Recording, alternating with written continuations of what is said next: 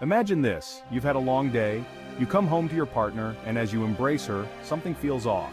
Her scent, her touch, her energy, it's different. You brush it off as fatigue, but deep down, a seed of doubt is planted. As days turn into sleepless nights, your gut feeling screams louder, leading you to a heartbreaking discovery. Your partner has been unfaithful. Discovering infidelity is a punch to the gut, leaving you reeling with a mix of emotions, anger, betrayal, confusion, and a profound sense of loss. In this maelstrom of emotions, you yearn for answers, for explanations, for anything that can help you make sense of the wreckage of your relationship. And then she speaks. Her first words, often uttered through trembling lips and tear-filled eyes, hold immense weight.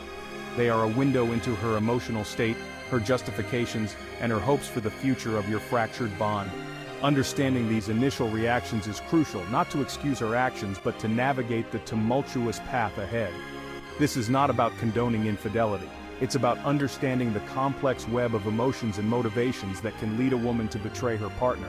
It's about equipping you, the betrayed partner, with the tools to navigate this painful experience with empathy, clarity, and strength.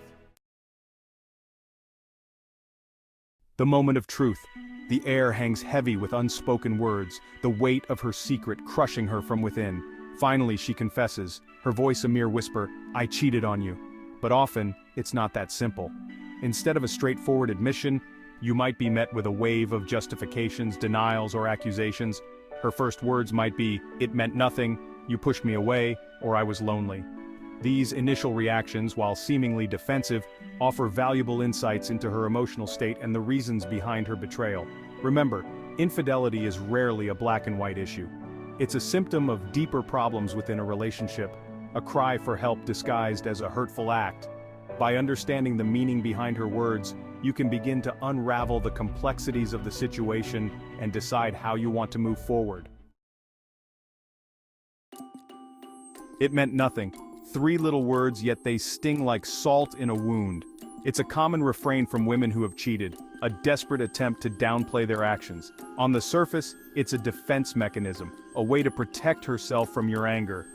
By claiming the affair was meaningless, she's trying to shield herself from the full weight of her betrayal. She's hoping to convince you, and perhaps even herself, that it wasn't a true reflection of her feelings. This statement often stems from feelings of guilt and shame. Understanding the motivation behind her words doesn't excuse her behavior, but it offers a glimpse into her emotional turmoil. "You pushed me away." It's a phrase that cuts deep, implying that her infidelity is somehow your fault. Suddenly, you're not just the betrayed partner, you're also the one to blame for her actions. This blame shifting is another common defense mechanism, a way for her to rationalize her choices and deflect responsibility. It's easier to point fingers than to confront her own shortcomings and the role she played in the breakdown of the relationship. This accusation often stems from unresolved issues within the relationship. Perhaps she felt unheard, unappreciated, or emotionally neglected. Instead of communicating her needs and working together to find solutions, she sought solace and validation in the arms of another. It's important to remember that while you're not responsible for her choices, you're not off the hook entirely. Every relationship is a two-way street, and it's crucial to examine whether your actions or inactions contributed to the environment that allowed infidelity to occur. Section 5. I was lonely. The yearning for connection. I was lonely. It's a simple statement, yet it speaks volumes about the underlying issues that may have contributed to her infidelity. Loneliness is a powerful emotion, a yearning for connection and intimacy that can drive people to seek solace in unexpected places. When a woman utters these words, she's expressing a deep-seated need for emotional closeness, a need that wasn't being met within the relationship. It's not necessarily an indictment of you as a partner, but rather a reflection of her own emotional state and unmet needs.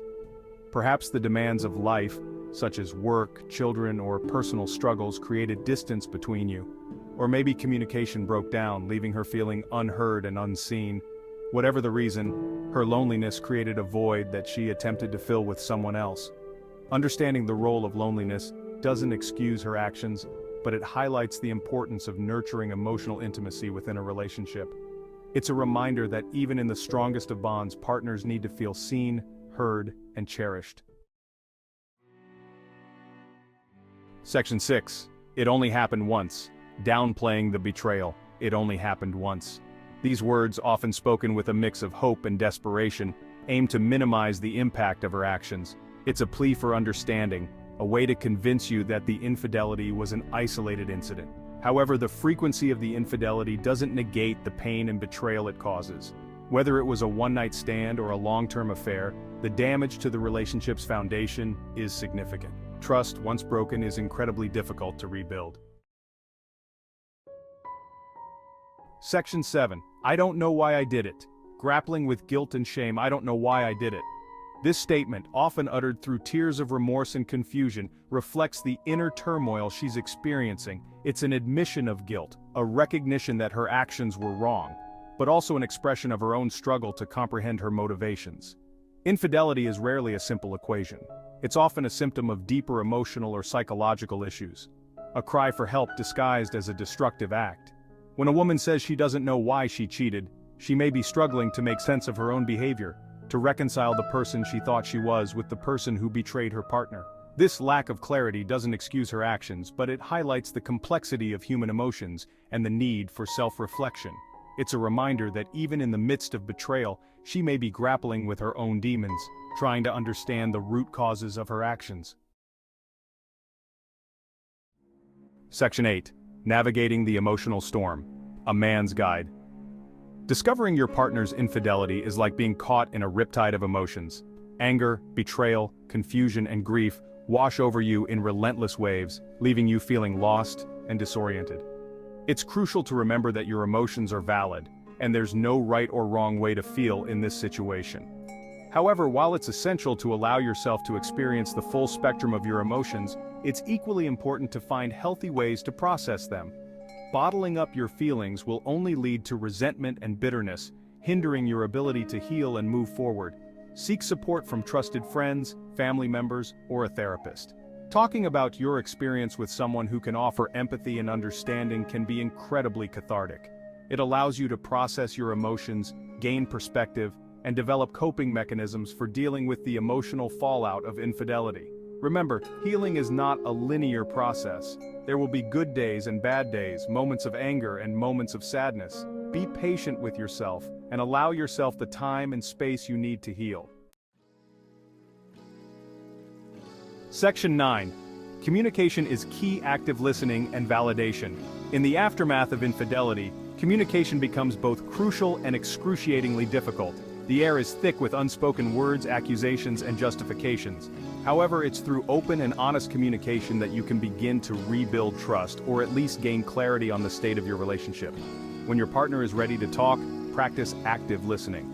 This means putting aside your own emotions momentarily and truly hearing what she has to say. Pay attention not just to her words, but also to her body language and tone of voice. Validation is equally important. This doesn't mean condoning her actions, but rather acknowledging her feelings and experiences.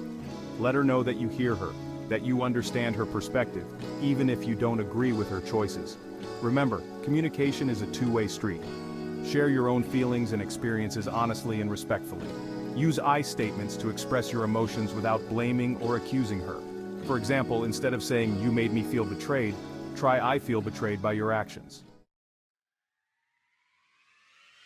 Section 10. Seeking professional help. Finding a path to healing. Infidelity can inflict deep wounds on a relationship, leaving behind scars of betrayal, anger, and resentment. While some couples manage to navigate these challenges on their own, many find that seeking professional help is essential for healing and rebuilding trust. A therapist can provide a safe and neutral space for you and your partner to process your emotions, communicate openly, and develop strategies for moving forward. They can help you identify the underlying issues that contributed to the infidelity, develop healthier communication patterns, and rebuild intimacy and trust. Therapy is not a sign of weakness, it's a courageous step towards healing and growth. It's an investment in your relationship and your emotional well-being. If you're struggling to cope with the aftermath of infidelity, don't hesitate to reach out for professional support. Section 11. Rebuilding trust. A journey of forgiveness and growth. The road to rebuilding trust after infidelity is long and arduous, requiring patience, commitment, and a willingness to confront painful truths. It's a journey that begins with forgiveness, not just for your partner but also for yourself. Forgiving her doesn't mean condoning her actions or forgetting the pain she caused.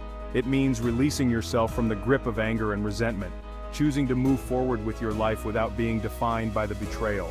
Rebuilding trust also requires accountability. Your partner needs to take full responsibility for her actions, acknowledging the pain she caused, and demonstrating genuine remorse. This includes being transparent about her whereabouts, limiting contact with the person she cheated with, and actively working to regain your trust. Remember, rebuilding trust is a gradual process, built on a foundation of honesty, communication, and consistent effort. There will be setbacks along the way, moments of doubt and uncertainty, but with patience, commitment, and a shared desire to heal, it's possible to emerge from the ashes of betrayal stronger and more connected than ever before.